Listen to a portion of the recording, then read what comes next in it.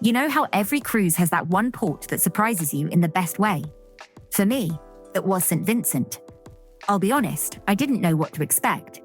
It's not the most hyped stop on a Caribbean itinerary, but maybe that's why it completely won me over.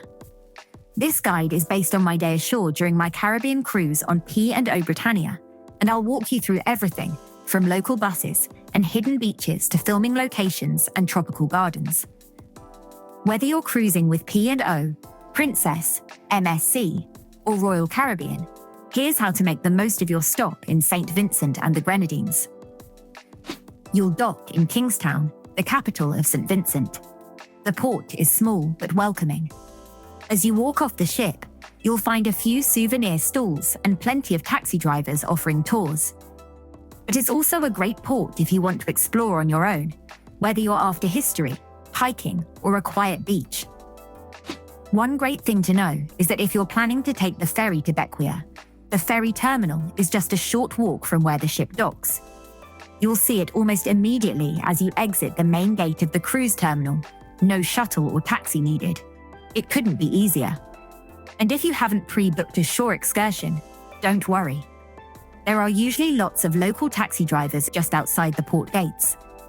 They're friendly, used to cruise passengers, and happy to either arrange a private trip or group you up, with others heading to the same places like waterfalls, beaches, or Bequia. On many port days, there's also a lively atmosphere right in the cruise terminal. You'll often find steel drum bands playing, locals dancing, and stalls selling cold drinks, rum punch, and snacks. It's got a real party feel to it and is a fun way to either start or finish your time ashore. One quick tip: if you're heading to the beaches or further afield, head left outside the port, and you'll reach the two main bus stations. Windward takes you east, and leeward goes west toward the best beaches. Buses cost around $1 and are an amazing way to see local life. Just ask the driver where they're going. Hands down, one of the best decisions I made was hopping on a speedboat to Bequia. It's about 15 kilometers from St Vincent, and the ride was wild, bumpy, fast, and we all got soaked. But it was such fun. I booked my excursion through Caribbean Cruise Excursions. You save, they benefit, and I'd highly recommend checking them out.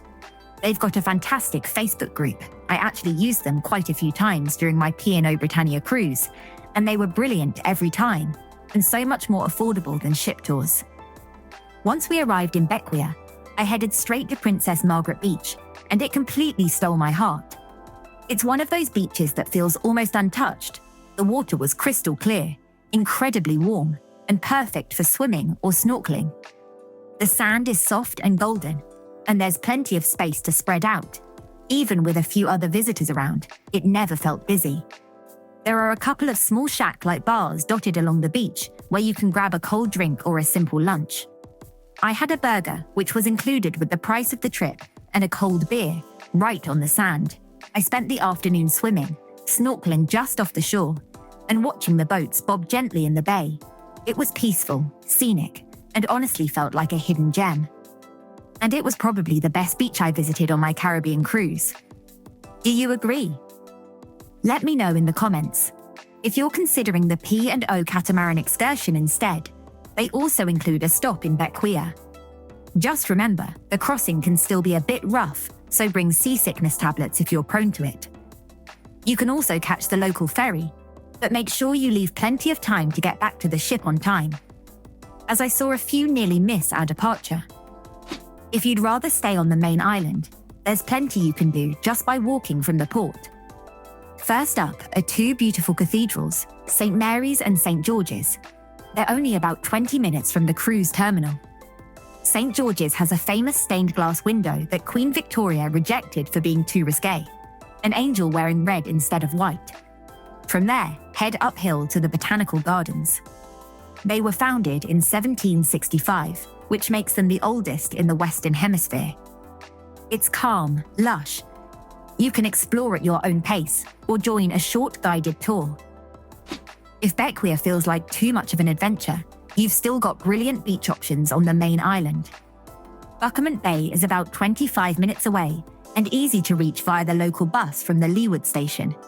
It's a quiet stretch of sand surrounded by hills, and the water is perfect for swimming.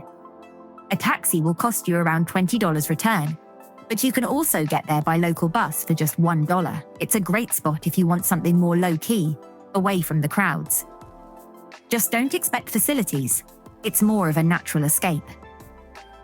This one's for the Pirates of the Caribbean fans. Wallilabou Bay is where they filmed parts of the original trilogy, and it's about 30 minutes from the port. You can still see the dock, the skeletons, and even props from the movies. Jack Sparrow's legendary entrance, filmed right there. There's a small heritage park nearby, and a restaurant where the film crew used to eat. You'll even find signatures from the cast and some fun facts from the locals who watched it all happen. You can visit by taxi or book it as part of a tour. If you're after waterfalls and rainforest, Darkview Falls is worth the trip. You'll hike through a bamboo grove and cross a small wooden bridge to reach a set of twin waterfalls. There are natural pools for swimming and a shaded riverbank for picnics. Some cruise passengers combine it with Wallilabou Bay in one tour, which is a great way to fit both into your day. If you love a good viewpoint with some history thrown in, then Fort Charlotte is a great add-on to your day. Built by the British in the early 1800s, this hilltop fortress stands 600 feet above sea level and offers some of the best panoramic views in St Vincent. You'll find old stone walls, barracks, and even a few murals on display. It's not too far from the port, but it's a steep walk, so most people take a short taxi ride up. Once at the top, you can see all the way across Kingstown, the coastline, and the Grenadine Islands on a clear day. Some cruise passengers combine it with Wallilabou Bay in one tour, which is a great way to fit both into your day. Just a short walk from the port, you'll find lively street markets where vendors sell everything from spices to handmade crafts. St Vincent and the Grenadines may not have the glitz of some other cruise stops, but honestly, that's what makes it so special. It's raw, real, and filled with beauty if you know where to look. Whether you're sipping rum by the beach in Bequia, wandering through a centuries-old garden, or swimming under a waterfall, it's a place that stays with you. And if you thought this island was special, wait till you see what's coming next. In my next video, I'm heading to Grenada, another Caribbean island full of surprises, spices, and unforgettable shore excursions. So if you're planning a cruise or just love Caribbean travel, make sure you don't miss it. Hit like if this helped you plan your day in port. Subscribe for more Caribbean cruise guides every single week and let me know in the comments.